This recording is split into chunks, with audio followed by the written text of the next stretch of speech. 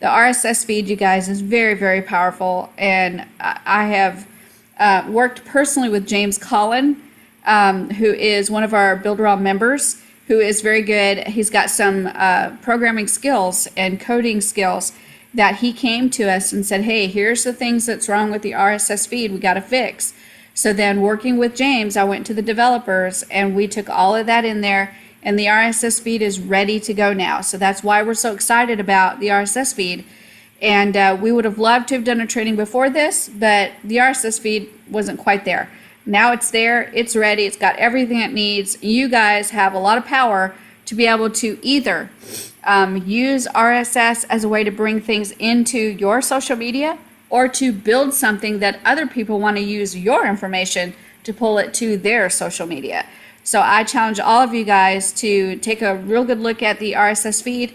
Again, you can pull the Builderall blog in. That's one thing I'm doing already. I've got a group already that I'm pulling the RSS feed from the Builderall blog and sending it every day into one of my Facebook groups as a way to create engagement. And it does create engagement. People are looking at these articles, they're reading them, they're responding, they're commenting. It does create engagement along with any of the other posts that I do to supplement what the blog is putting in there. So it is extremely valuable, and you've got a blog that's ready to go if you want to syndicate it into one of your accounts like Facebook or Instagram or Twitter. So that is the value of the RSS feed. We're super glad that it's ready for you.